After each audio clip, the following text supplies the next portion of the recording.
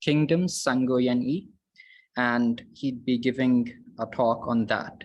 So without any further ado, over to you, Dr. Roberts. Hi. I started this work many, many years ago. There was just a sort of a trial translation published in 1976. Just about 15% of the work, very drastically abridged. And in 1982, I think, the Foreign Language Press in Beijing invited me to translate the whole thing. And that's how I returned to the project. Excuse me. What is that? Oh. Anyway, the first thing I'd like to say is romance is not, in my view, the best way to translate the words yan yi, the last two words of the title. I have a few things to say about the title, but romance generally means a departure from historical reality, whereas the Three Kingdoms is recognized as being more historical and less fictional. I mean, the most well-known formulation is that it's 30% fictional and 70% historical. So that's why I never used the word romance in the title for my translations.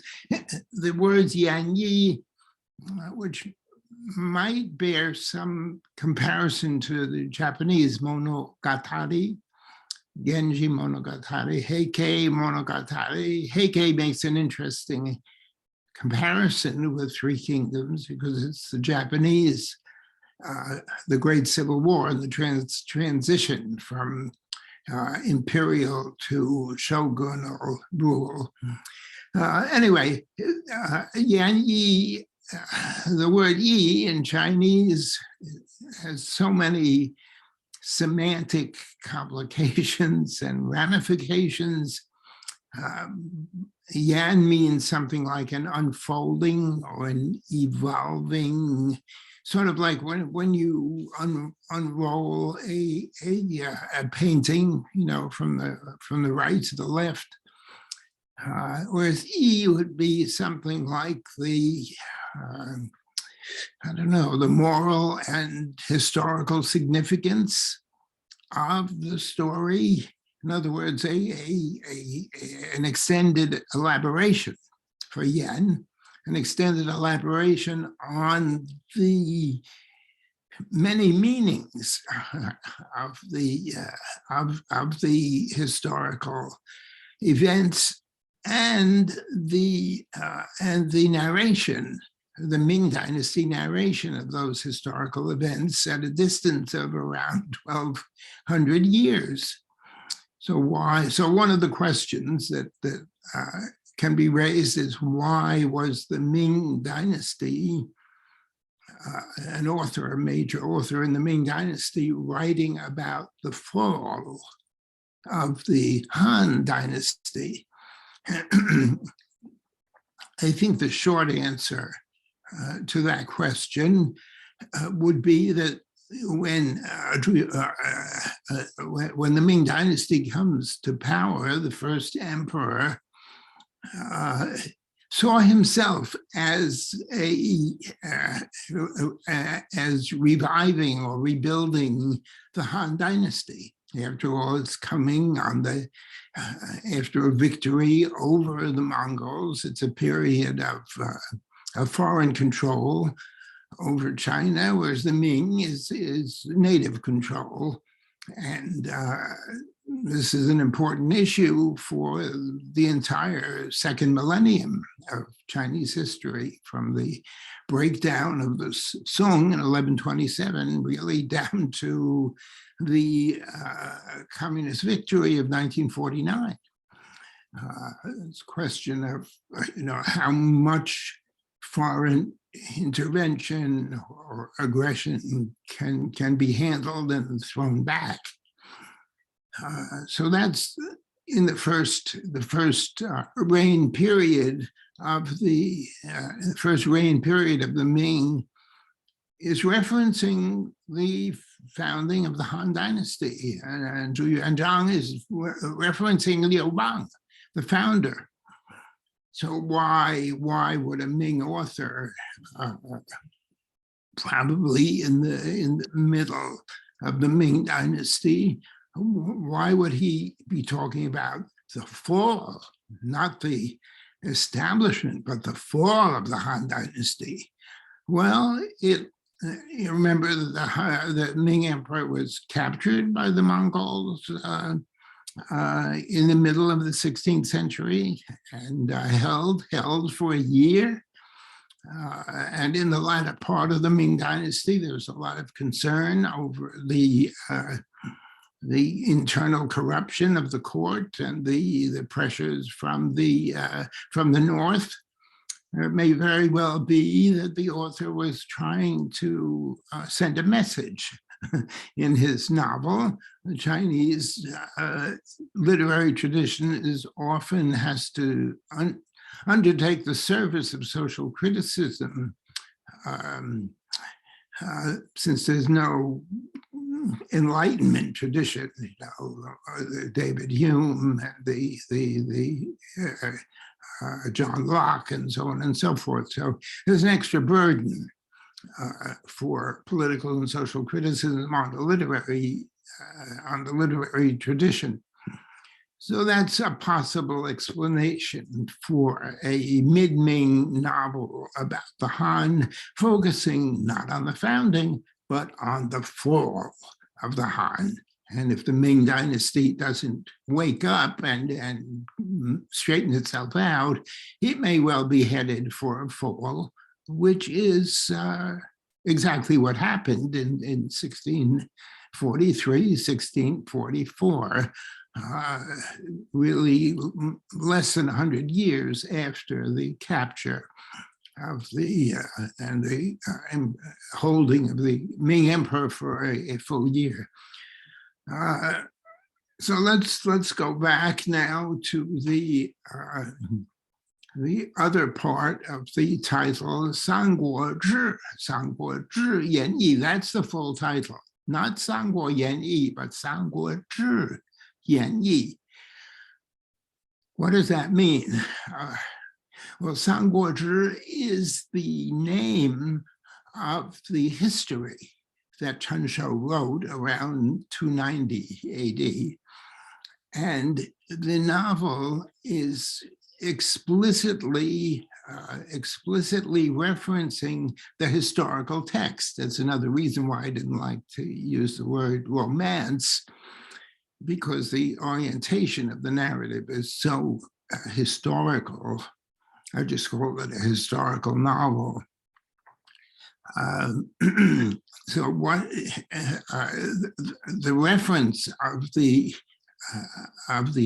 preceding work over 1,000 years earlier is quite intentional, and the author, presumably Luo Guanzhong, nobody's all that sure of who it is, but the author wants to bring up to the mind of the reader the fact that this is an elaboration on the text of the history of the Sangor period. The Sangor period, which of course runs from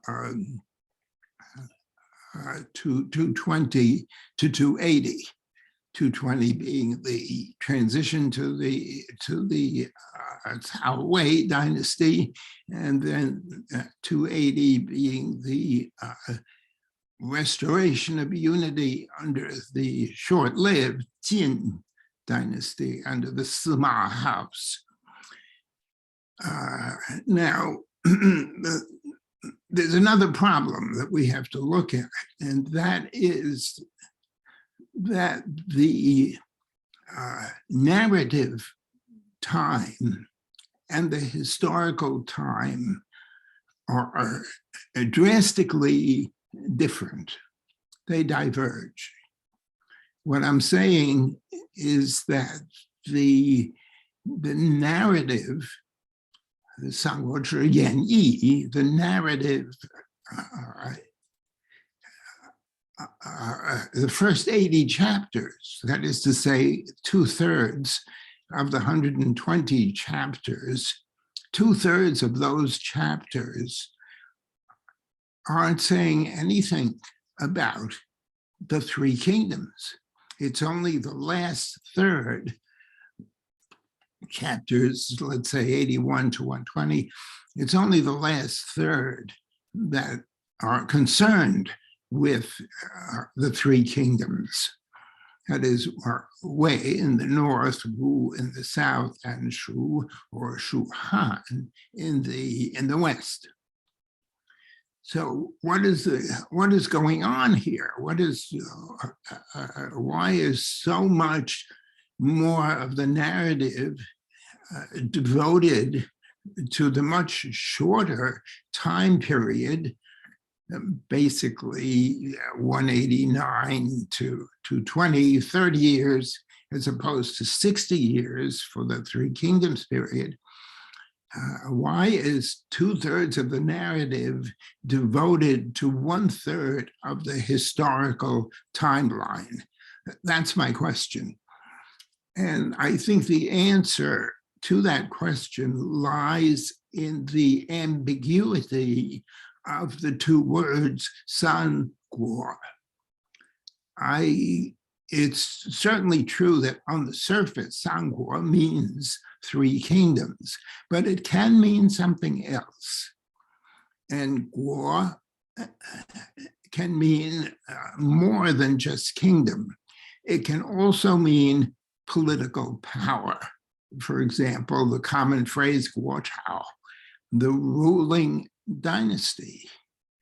So if you think of guo in that sense, if that semantic aspect of the word is considered, then the san guo, in addition to meaning three kingdoms, can also mean political power divided into three. It sometimes reminds me of the text that we had to read when we studied Latin in high school, Caesar's Gallic Wars, Gallia est divisa in partes tres. It always came to mind when I looked at the words three kingdoms. Gaul is divided into three parts.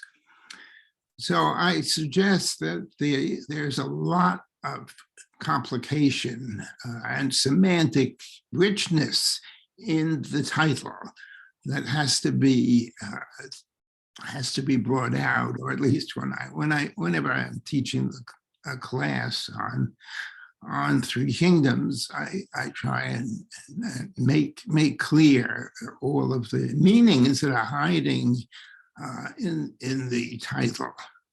I think many Chinese words are so rich in semantics, partly from sound, partly from the graph, that they require a lot of attention. Now, the next thing I like to talk about, the opening poem. I think that was added in the Qing Dynasty edition. The Ming Dynasty edition was not known. And I think it was uncovered in the middle of the 20th century, but it's close to the Manchu period, mid-17th century. It's close to the Manchu period text, but it does have some interesting variations. And in my complete translation, I used the footnotes to highlight some of the differences between the two texts. Let's say, well, I'll just mention one. There is a phrase in the Ming Dynasty text that the empire, translating Tianxia, which doesn't quite mean empire, because empire is a military term and Tianxia is not. But the empire, the Tianxia, does not belong to any single person. The empire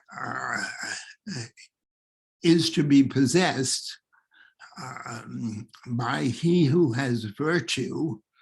It's typically a male. 天下, how does that go? 非一人之天下, 为得者居, possess, 居, or occupy, 居之, 为得者居之. Only the virtuous man can claim it or possess it. This phrase occurs in the Ming edition 6 times. And the Manchu edition deletes it each time. That's not to say that the role of virtue in the political significance of virtue in the novel is taken out. It certainly isn't. It's just interesting that that phrase, which could be a little threatening to the idea of filial succession, it could be a little threatening, and I think that's why it was taken out, although the meaning of it in the broader narrative is retained. Now, if we look at the opening poem, which was added, there are some interesting hints as to the significance of the narrative, and particularly the role of water. You look at that first phrase, 滚滚, 滚滚长江, 东逝水. Okay, 滚, now what is 滚? We use, I mean, Chinese people use 滚 to mean beat it, you know, get out of here, roll away. 滚 is rolling, 滚滚. 你给我滚开, you just get away from me. It's a kind of a funny, it's pretty rude actually. But if you look at the graph, you're going to see something very different. First of all, 滚, what is the phonetic for 滚? Gong is the phonetic right there in the middle of the graph, E, for clothing. So all of a sudden, a whole other range of meanings is released. 滚滚, the actual meaning of 滚 is a senior male official clothing. That is an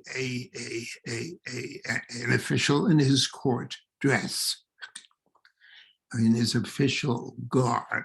So 滚滚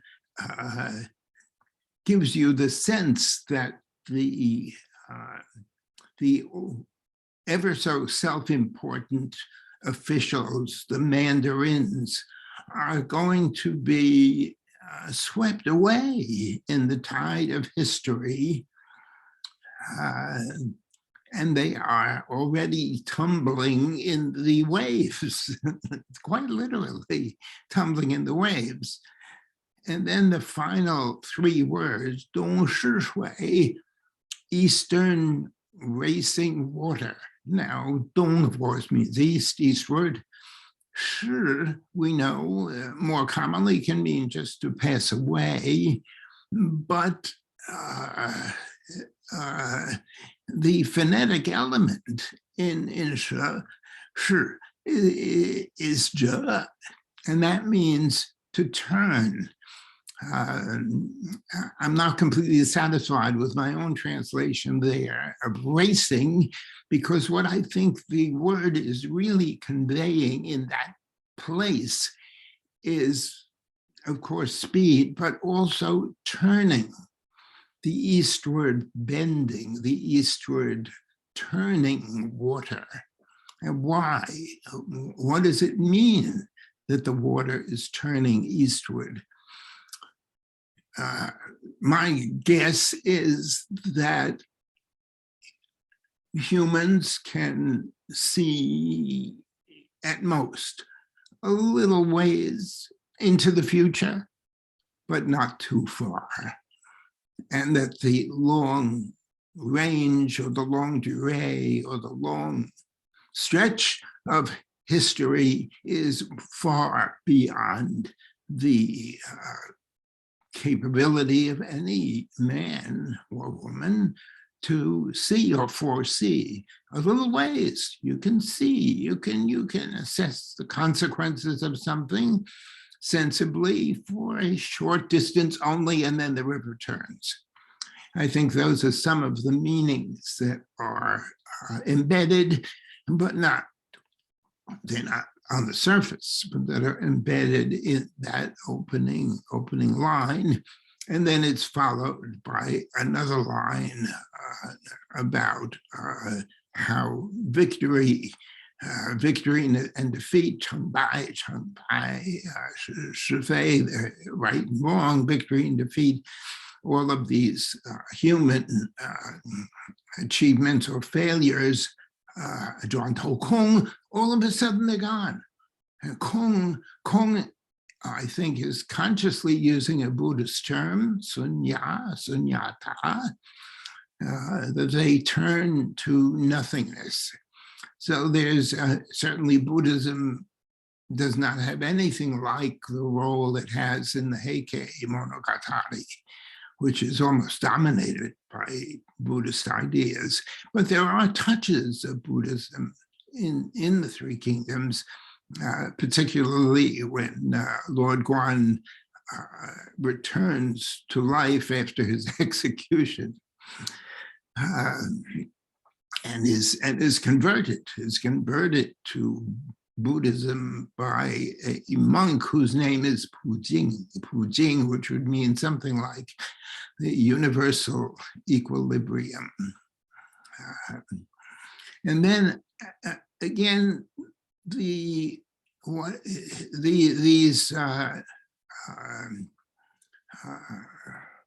victory and defeat, human judgment, human accomplishment, these things are devoured by the waves. The waters are what's sweeping them away or gobbling them up. Why is the water imagery or the river imagery so prominent in this poem? And I think there could be a Taoist aspect to that, because water is connected to the female in Taoist imagery, because water lies low, water is pliant, water does not resist, something like that. And what is the role of women in Three Kingdoms? Well, it's quite interesting that if you look at the placement of the Diaotan episode in the story, it comes very early. It comes right after an attempt by the heroes to confront and defeat Dong Zhuo's henchman, Liu Bu. And you have the three brothers, the Liu Bei, Lord Guanzhong, and Zhang Fei. They're fighting with swords, but they are unable. And there's a long poem, rather expressive poem, describing the battle and the way that Liu Bu, one man, was able to fend off the three heroes and finally make his escape successfully. Now, I forget exactly which chapter, it might be 5, might be 6. Immediately following, we have the Diaotan episode and her mission, a mission given to her by her father, Wang Yun, who is the prime minister at a time when authority is totally breaking down in that last reign period.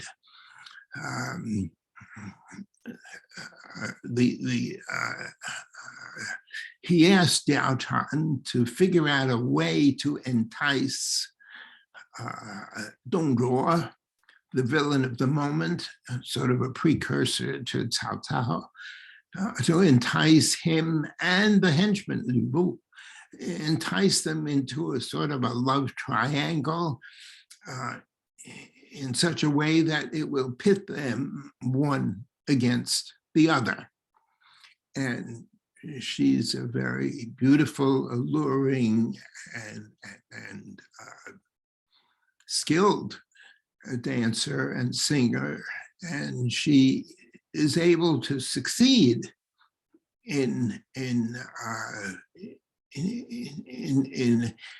creating a romantic relationship with each one separately, promising herself to each one separately, and then managing to make them realize that they are actual rivals for her favor. And ultimately,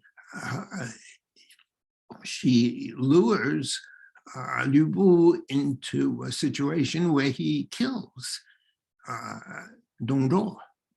And so what you see is that the young woman, the female, is the one who succeeds in breaking up the I guess what would we call them, the people who are trying to take over the court. She succeeds in destroying the leadership of that attempt, Dong Zhuo and Lu Bu, where the heroes have failed. When I was in China working on the project, sometimes a taxi driver, if they found out what I was doing, would ask me who I thought was the most heroic character, or was it Liu Bei or Kong Ming, or maybe Zhao Zilong and so forth. I say, no, none of those guys. My hero is Diao Tan. And they say, oh, what are you talking about? Because, there's some chauvinism in China, not as bad as other places, but there's some of it. And I would say, well, don't you realize that all those heroic males have failed in their mission? And the only one who succeeds in the mission in the whole story is this teenage girl. And so they would laugh at that. And I think that carries through, for example, in the famous scene where the advisor to Liu Bei at a later point goes home, is lured back by Cao Cao to deprive Liu Bei of his counsel.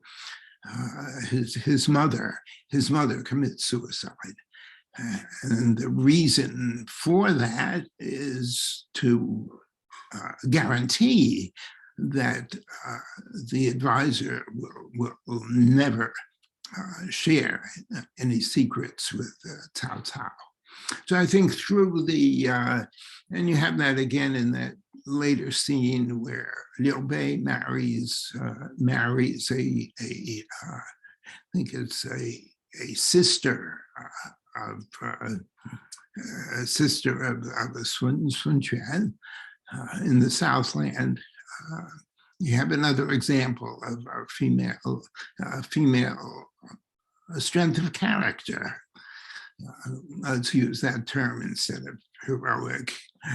Female strength of character, and often contrasted. I mean, even in that scene, when Liu Bei is lured to the Southland, marries the sister of Sun Quan. It shows his weakness of character. He starts to he starts to settle very comfortably into a life of self-indulgence. He's having, he's married, he has a beautiful young woman to sleep with, he's dining luxuriously and so forth. It's all planned out by the Sun family. So his weakness of character is contrasted with the strength of character of the much younger woman who they've arranged to marry him, and who eventually, likes him and leads him to his own rescue. So I think the question of the river has social implications. I've been talking for a half hour. Any questions that people have? Should I just keep talking? I think you can keep talking, and at the end we'd have a Q&A session. Yeah. All right. The other, there's so many points that that could be addressed for this complicated. Why is it so popular?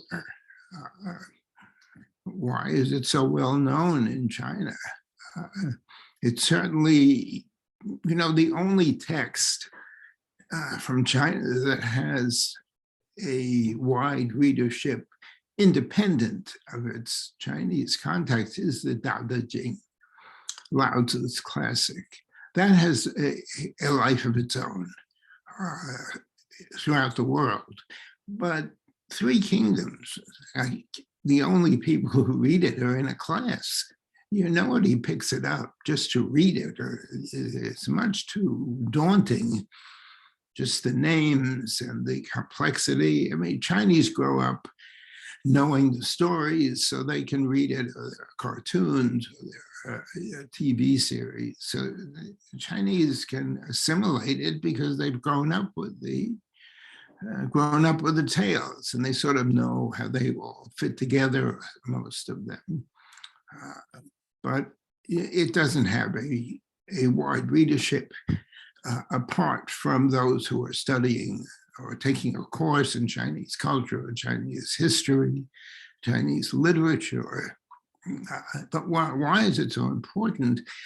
I think if you compare it with something like the Shu Jing, the documents of history, or the classic of documents, or the book of history, I think a great deal of Chinese political or official political literature is sort of constructed, a constructed facade that you can see the public face. But Three Kingdoms is the opposite. Three Kingdoms is the private face. And Three Kingdoms sort of strips away the superficial representations of those of political power, and shows you how they think and act behind the scenes or in private. And I think it serves as a kind of, let's call it a handbook of political science for everybody. And so it's really a force in China for democracy, just by giving you a grip on how people with power operate. And of course, the novel does have a life in the Confucian nations, that is to say, Korea, Vietnam, and Japan. There is a readership for the Three Kingdoms in those kinds, but only in the Confucian countries. It does not have a wide readership in India, as far as I know, or anywhere else in the world. But it does have an importance, a practical importance. There are very few books like that in English. When Chinese ask me how to study English, I usually tell them you need to know, a handful of Shakespeare's major plays. You need to know the major books in the Bible. You need to know I'm not a religious person. I mean, this is for social or intellectual reasons. You need to know something about the Greeks. Those are your essentials.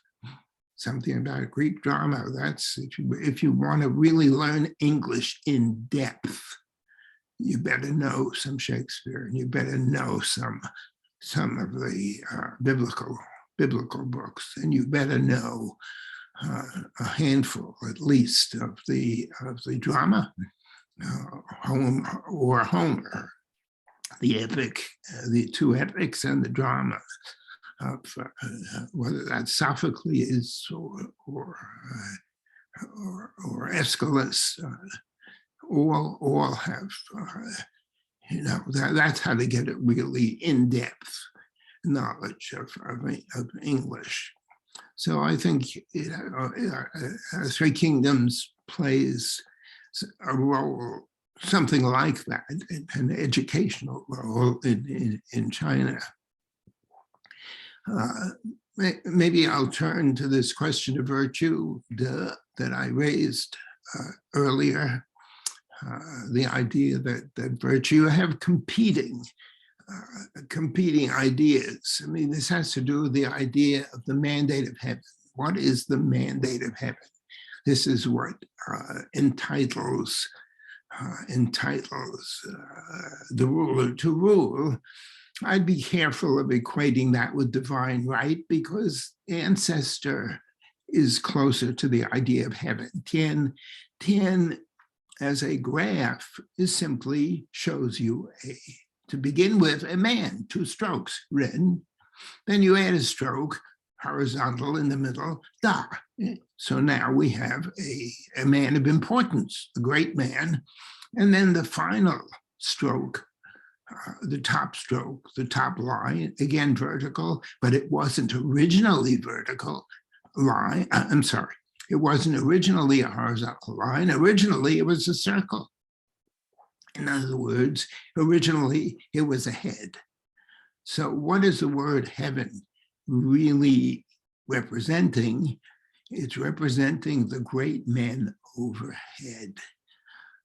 The greatest men are stars, or planets. They twinkle above and they observe how their descendants are doing, and sometimes descendants will pray for help to the ancestors. So it's not God, it's not heaven, but it's really where the ancestors reside and remain attentive to what their descendants are about or up to. So Tian Ming, now Ming, of course, is the actual mandate. So this means the ancestors are approving. And who are these ancestors? Well, they're really 2 kinds. One set of ancestors would be Yao and Shun and Da Yu and so forth, the mythical founders of the culture heroes of the tradition. But then secondarily, the individual or biological ancestors of the ruler. That's why, for example, in Three Kingdoms, when Cao Pi comes to power, he immediately makes his father the first emperor. He turns Cao Cao into an emperor, even though Cao Cao never dared to make himself emperor, because he had all the way through presented himself publicly as a regent, as somebody who is the protector of the legitimate emperor, Xian Di, and not as somebody who is going to usurp the throne. He could never do that. Why? Because of Liu Bei, because Liu Bei had received a written mandate from the emperor, Xiandi, written in his blood, no less. And written in blood means, for keeps.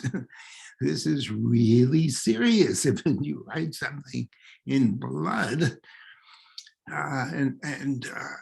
So he knew that Liu Bei was his rival and that he could never usurp power because he would be denounced. He had to preserve his power position by acting like a shogun, acting as the man, the military man behind the throne, but always also protected by the facade of legitimacy that the Emperor Xiandi, who had no power, but the facade, the legitimacy that he represented. So that was, and yet after his death, he made all the arrangements for his son to declare a new dynasty, and that's how you get the transition. And the novel is very bold in showing the gangster-like brutality of deposing and sending into exile Xiandi, the last emperor, which is kind of glossed over in the Zhangguozhi, in the original history. It doesn't say that much about it, but it's rather graphic in the novel. They yank him down and order him to go into exile. And then once he's done that, once Cao Pi has made himself the first emperor of the Cao Wei, the new dynasty, the Wei dynasty, once he's done that, he immediately elevates his father, Cao Cao, to an imperial position. So he becomes Cao Wudi. He becomes. So what I'm trying to say is that you have a twofold form of legitimation. You have virtue and you have succession.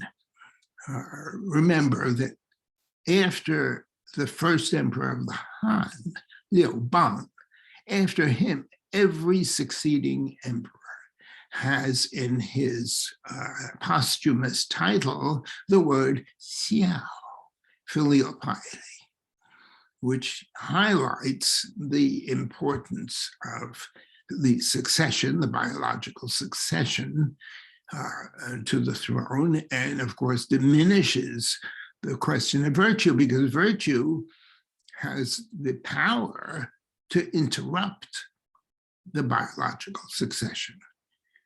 And that's the theory, of the last bad emperor. If the emperor is bad enough, goes to Mencius.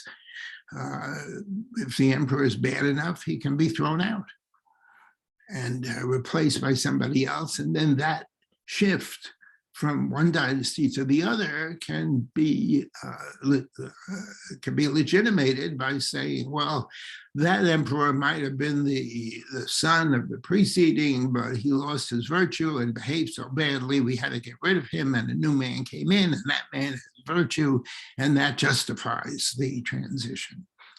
This is a very interesting aspect of Chinese political theory, because it's something the Japanese want no part of. The Japanese imperial house goes from Amaterasu, the sun goddess, all the way down to Akihito today. And there can be no idea, no question, at least publicly, no question of any form of succession other than within the imperial house. Although, oddly enough, their most famous literary work, The Tale of Genji, is all about that.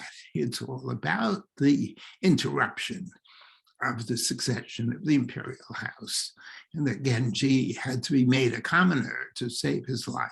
But that's another story. It's an interesting contrast between the imperial political theory in China and in Japan. So in Three Kingdoms, virtue virtue is coming to the fore. Of course, Liu Bei's claim to be the successor and the rescuer of the House of Han, which is Kongming's ambition to save the imperial dynasty, his claim, or the claim for him, is twofold.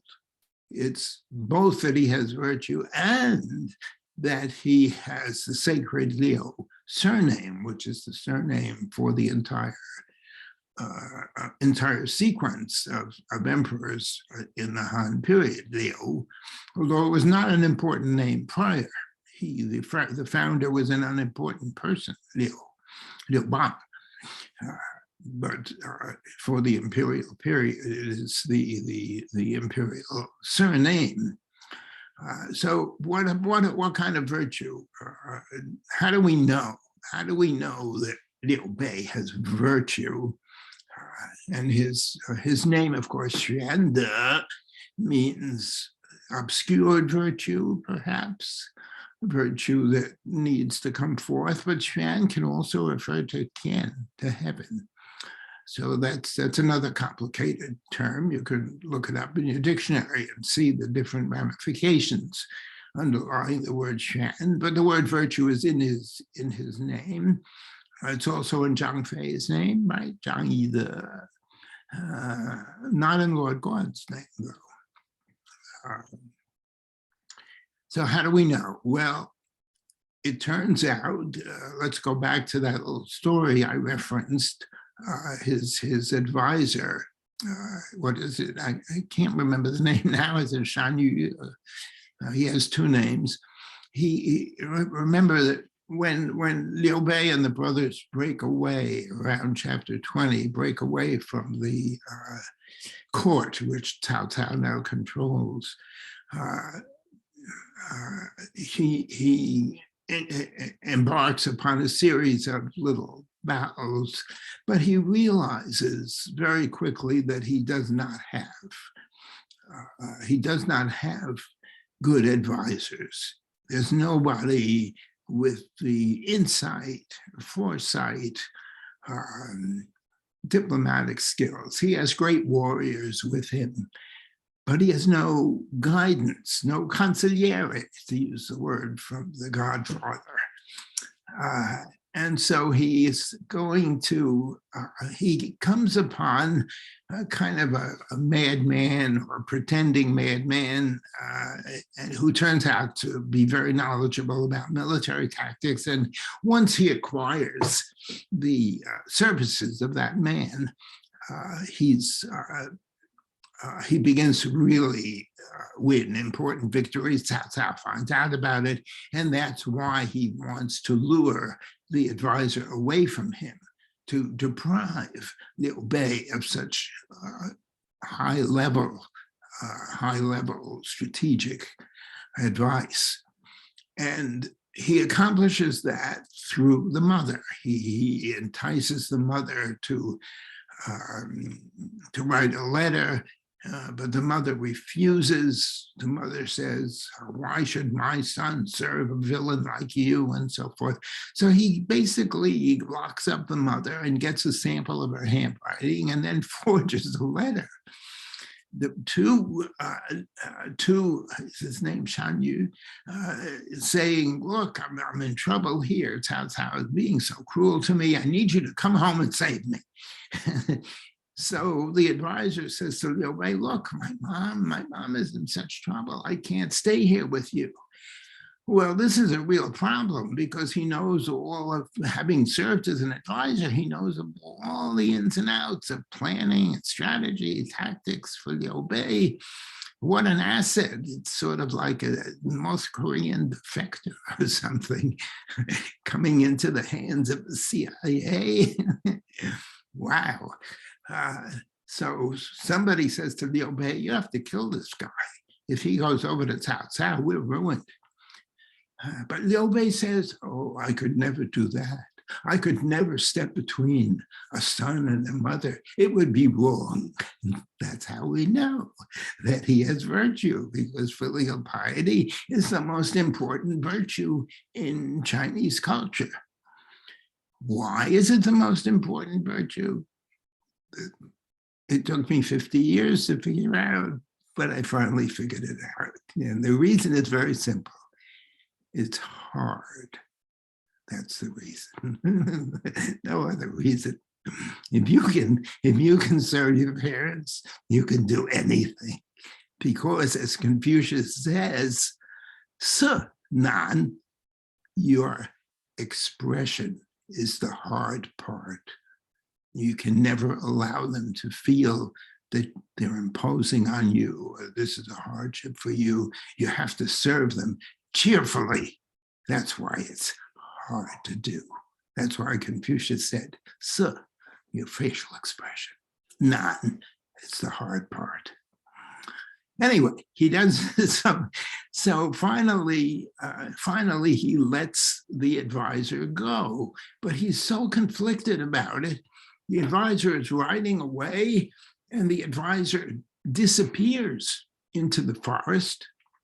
And Liu Bei is disconsolate. He's so upset. I'm losing my best advisor.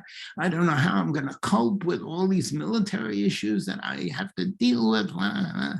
And finally, he sees the advisor coming back.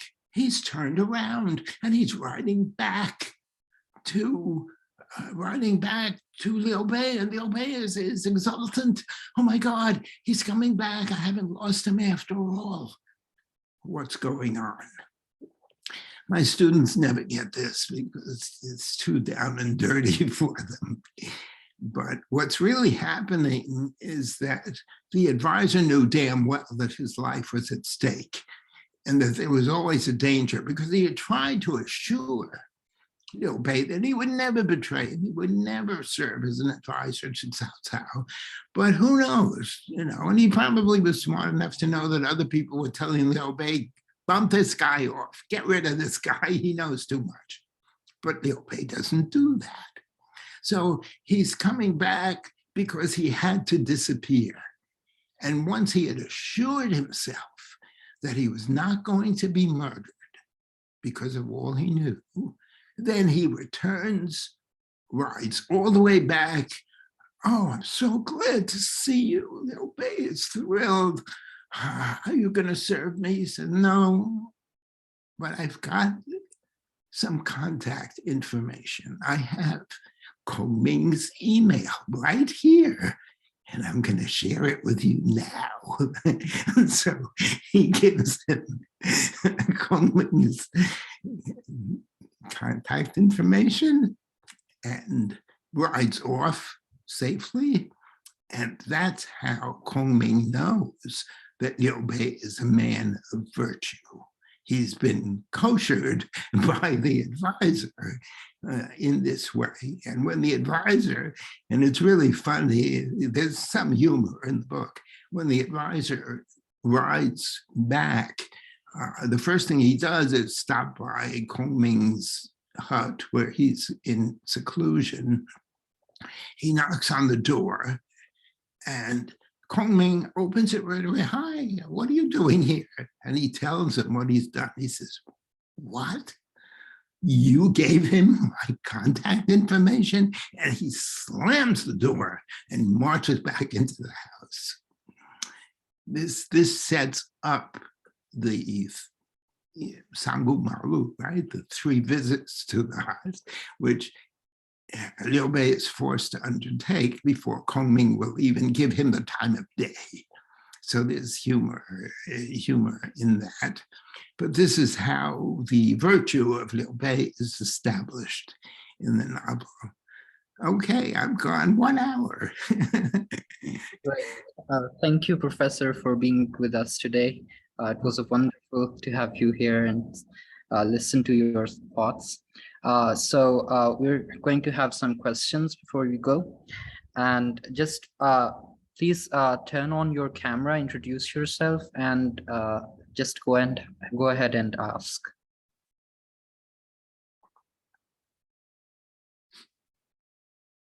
Somebody's hand is raised. Yeah, there are two hands. So yeah, who's yeah, please unmute yourself, introduce yourself. Yeah, there we go.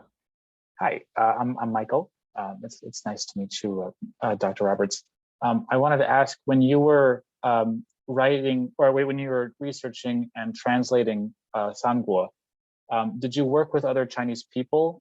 And if so, what did you learn from them that you would not have learned otherwise, or that you would not have realized otherwise? I was really working mostly on my own, but it was read by a Chinese person when it was done, and he made corrections in my work. And whenever I had of course, I was in China for the first year when I was working on it. So whenever something I didn't understand, I would try and research it. But if I failed, I would go to one of them and say, what do you think this means? What do you think that means? So I certainly had the help, and it's all acknowledged in the preface or in the introduction to it. You know, a Waigorian is always limited, but you know, with research, you can sometimes figure things out for yourself. And I like to be, you know, I prefer if I can do it on my own, but when I can't, I call for help. What was there ever anything that surprised you? Like, because I was interested with how you were saying with Tian was originally the man, and that was quite fascinating. Was there any other moment like that where you realized something, maybe by talking with those translators, that maybe you misinterpreted it, or the first time where you had one idea about the story first, and then they explained it, and then you saw it in a different way? No, it was usually not macro issues. It was usually micro issues that I would need help with. I had sort of a sense of what the overall narrative was about, but as one of my colleagues always warned me, you know, good writing is rewriting. And rewriting and rewriting. I mean, there are a couple of people in the world who, you know, don't need to do that. It just flows out like Mozart. But the rest of us mortals need to toil over every damn sentence and every damn word and just go over it. So I'm sure there were at least 15, 20 drafts of this thing. You just go over and say, oh, how could I be so stupid? Let's do it this way, and let's do it that way. But there is now that you raise it, I remember something. I wrote a memoir. It's very short. It's only 50 pages. I think you can get hold of it for free on ResearchGate. But when I did the first one for Pantheon Books in '76, I thought I knew what I was doing, but they didn't. And they hired a very well-known copy editor. Do you know that expression, copy editing? It's like, you know, very detailed editing. And the copy editor practically rewrote the text, and you know, and I thought I'd done a good job, and I was really indignant at all the changes the copy editor made. But as I studied what she was doing, I realized that I didn't know what I was doing, but she did. And I was so great. After the indignation, the egotistical indignation passed, I felt such gratitude. And I always claim that I learned to translate Chinese because I was a student of Peter Budberg in Berkeley. It's in my memoir. And Mary Barnett, the copy editor, who knows no Chinese, but she was so wonderful in showing me, and those lessons stuck with me. That's one reason why I didn't need that much help when I returned to the project in the early 1980s and had to do the whole thing. I had been, suitably disabused of my self-importance, and so grateful that I had learned how to be quite self-critical and to look at everything I wrote and say, do you really want to do it like that? So there's a two-part answer to your question now that I think of it. That's super cool. Thank you, Doctor. Okay, so Xiao Liang, you can go ahead.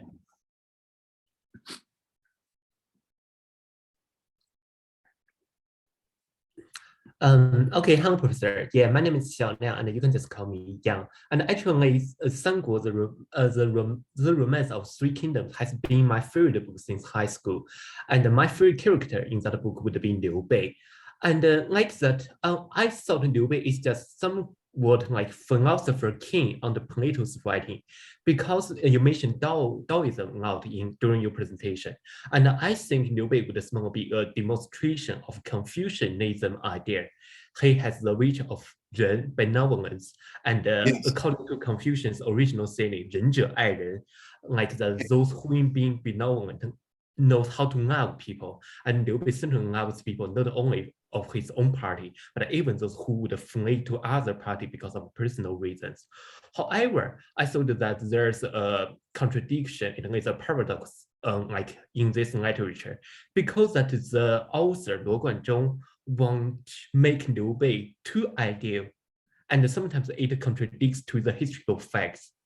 For example, he mentioned that Liu Bei is benevolent figure. However, during like the Liu Bei's attack on the Yizhou, on like today's Sichuan province, on the territory of Liu Zhang, he actually like just betrayed his original compact with Liu Zhang and kind of stole other territory because he wanted to establish his own basement. So Yes. do you think that like that it is a failure of this literature because that it is it cannot deny historical fact, but it wants to shape a character which is too ideal but not too historical, not too realistic. And finally, it makes Liu Bei just like being some fake figure or just trying to make Ren nothing more like his own political propaganda, but not like he's truly Ren. It's a very interesting question. Lu Xun wrote about him. And Lu Xun said, he looks virtuous, but it's not all that convincing to me. I think there's a kind of cunning planning behind his facade of virtue. And but the takeover of Ito, or the takeover of the West, is really Kongming's project. And Kongming had said to him, look, you had a chance to take over the central province, right? And you didn't. You let it go, and that's caused us so much trouble. Are you going to make the same mistake again? If you want to make a bid for power, you have to take power in the West. And when he does, when he takes power and pushes out Liu Dang, right? He pushes him out, and then Liu Bei wants to give property to his followers. And Zhao Zilong comes up to him and says, oh no. Remember, Zhao Zilong and Kongming are a team. Zhao Zilong comes up and says, you can't do that. You don't want to alienate all the people in this territory that you've just taken over. You need their support. they'll throw you out if you violate their property rights. And Liu Bei says, oh, you are right. And so he backs off. So what are you seeing here? Exactly what you said. What you're seeing is that once, if Liu Bei ever gets to be the emperor of Han, he'll behave badly. That's what the novel is telling you. He will behave badly, and he may not listen, just as Liu Bang betrayed all those guys, right? Like Han Xin, didn't he betray Han Xin, the guy who enabled him to come to power? And then he got rid of him. So the novel is very ambivalent. It shows Liu Bei, for example. Liu Bei is like a construct out of Mencius. When he's with a group of people early in the novel, someone says to him, abandon these people. We have to move faster. He says, no, I can't abandon the people. This is right out of Mencius. There's a scene like that in the Mencius, where people follow their king because they admire his virtue, even though it's a hardship for them. Look, the Israelites followed Moses into the wilderness too. So the virtue of Liu Bei is ambivalent and ambiguous. And the novel is very clever, just as it doesn't answer the question of brotherhood. Is brotherhood a good way to organize the politics, or son? I mean, one of the main themes of the book is the conflict between Kunming and the brothers. And that's a conflict between filial succession and fraternal organization. And the fraternal organization is the Anda. It's closer to the Mongol. It's the Anda. And the novel doesn't answer it. Basically, the novel says neither one works, because after all, filial succession is a huge failure. Who is the successor of Liu Bei? Ado has no interest in restoring the Han Dynasty, and eventually just wants, a life of comfort and ease. The thing that Liu Bei almost succumbed to when he went into the kingdom of Wu and married the sister of Sun Quan, right? Okay, great. So we are already over time, so we'd have one more question, and I cannot promise, but Zoom can just kick us out. So when thing you can go ahead and we'd see what happens. Thanks everyone for the questions. Yeah, so Yes. thank you, Professor Roberts, for your talk. And I used to use your book to teach Three Kingdoms, so I know it's a huge work of translating such a long work. And I'm wondering, what's the biggest difficulty when you are translating such a significant but very long and complicated work? And do you have any advice for us doing translation? Thank you. Well, the hard part is the poetry. You have to make it somehow convincing as poetry. There's over 200 poems. Some of them are important. Some of them, I think there's a Li Bai poem, and there's more than one Du Fu poem. Those are really hard. They can take months to do because you really have to think about them. So the prose, then you have to divide the prose into narrative and dialogue.